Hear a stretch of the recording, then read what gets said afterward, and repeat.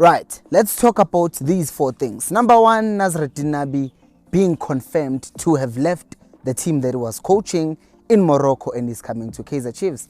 I, for one, am excited for this because not is he only coming to Kaizer Chiefs as a good coach who is a proven winner, but is also bringing his own technical team, which people have been questioning. Well, our technical team, Dylan Shepard, Mothiba, and everyone else, about music, or people have been complaining, and now we're hitting a reset button.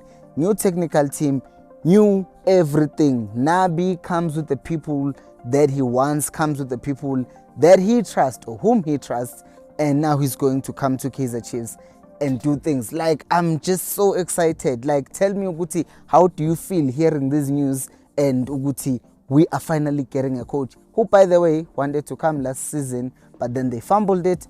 But we're just going to move on and focus on the fact that Naturena Nabi is coming to Kaizer Chiefs. Number 2 is the fact that one of the first games that he might manage is Kaizer Chiefs playing against Yanga. Remember last year Chiefs played with Yanga, and then we just played nonsense under the tautology of Mlifintsegi. And now, again, it seems like Kaizer Chiefs and Yanga are now developing a good relationship, which is probably a good thing because they do have some players that you look at and you're like, they could come from Yanga to Chiefs. We could end up having some kind of a relationship because, as we know, yes, Yanga is playing in a very good league, but sometimes South Africa, this is not a secret, the league in terms of money and paying, we pay relatively better than some other leagues. Not all of them, but we've seen players saying they would want to come to South Africa because they know that there is good pay. So establishing these relationships with other teams out there could also mean it's going to be easy for Kaizer Chiefs to make long-term working relationships, because one of the reasons why Chiefs struggles to sign players locally is because there are reports that Kaizer Chiefs are not well liked because of how they deal with certain signings, like signing a player just because he's left with, not signing a player just because he's left with 6 months and they sign him on a pre-contract, but because they will go behind and start negotiating with a player even before the window to negotiate is open, and they make other players, as according to some reports, make other players not to renew their contracts, which make me go, yeah, I would think it's shady if someone did that to my player as well, and I wouldn't like them. So it's good to see Chiefs doing something right.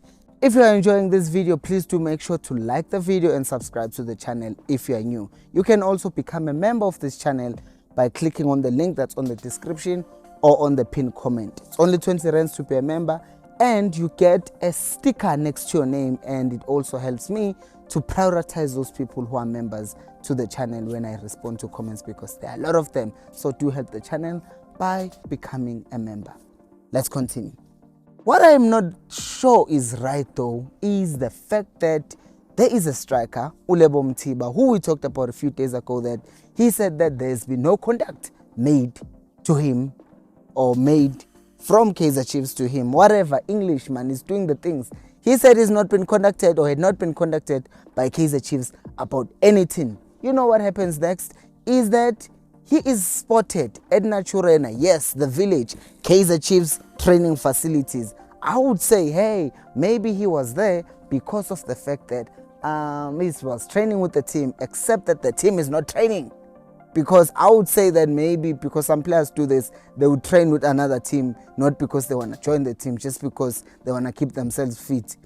But this man was literally doing that because he was not training, but he was there at Naturena. And the only reason I can come up with is the fact that he was joining, or he's joining Chiefs. They're negotiating. In fact, I don't even think it's negotiations if he now shows up at Naturena. I will tell you why I think it's a bad idea to sign this guy. And there are 2 reasons. The first one is, I will just take you back to Kikentoli and Kama Billiard. The main reason, even Castro, the main reason those 3 people were not effective or as effective as we wanted them to be at Kaizer Chiefs is because man had a lot of injuries, and people ended up calling them salary thieves, or even now, some people are starting to say that, but Ukama, they definitely said that. And Utoli, how many games did he play in the previous season? Castro in his final season, how many games did he play? You look at all of those things and you look at Mothiba, who has had a lot of problems with injuries. Even right now, Strasbourg ended up not renewing his contract because he had just come back from a long-term injury. A person who was well liked at Strasbourg, but they ended up like, nah, this thing of injury is too much. So my thing is, then you can't just say, are you going to bring that guy to Chiefs, knowing very well that he has an injury history. Number two, I will also go back to Kama and Utoli. The problem is Kama and Utoli were on some huge salaries, like a lot of money. 1.4 million reportedly for Utoli and 800,000 for Kama Billiards. Same thing with Mothiba. If he comes to Chiefs coming from Europe, you think he's just going to accept 40,000 or 80,000 or 100,000? He's not. He's not. It would take a lot of convincing, because he said it himself before that, hey, listen, I actually want to, what's the word? He said he still wants to go back and play in Europe. So by him saying that, he's basically saying, I've got options. So if you want to negotiate with me, you have to give me money, or you have to give me a reason that's going to stop me from going to Europe. And I think Chiefs are kind of getting to that position where their options are kind of limited, because we heard earlier today or yesterday rather, the Friday that is, that Stellenbosch signs the guy from ETS Galaxy, Umuchela, Ulehlohonolo Muchela. And this is tricky for Chiefs for two things. One, they were linked with signing Umuchela, right? But Umuchela now goes to Stellenbosch. Okay, fine, we get that. But the second problem is that in that deal to sign Umuchela from TS Galaxy to Stellenbosch, there is a swap deal in there which sees Kobolo Kesbande going to TS Galaxy. And that is a problem, because if it's Stellenbosch are selling one of their left backs, a backup left back to Fawaz Pasadine, then that means they are not willing to sell Pasadine, which then says to Chiefs, how are we going to buy a left back from Stellenbosch if they've sold the backup to that left back? Which means Pasadine is either not going anywhere, or they would ask for a ridiculous amount of money, which only Sundowns can pay, because Sundowns has an abundance of left backs. Mothiba, Lunga, there's Terence Mashego, and I think there's a fourth one. There's three very good and established left backs. So Chiefs are in trouble in finding a left back then, because, well, if Usbande now goes there, which was another alternative if we can't get Pasadine,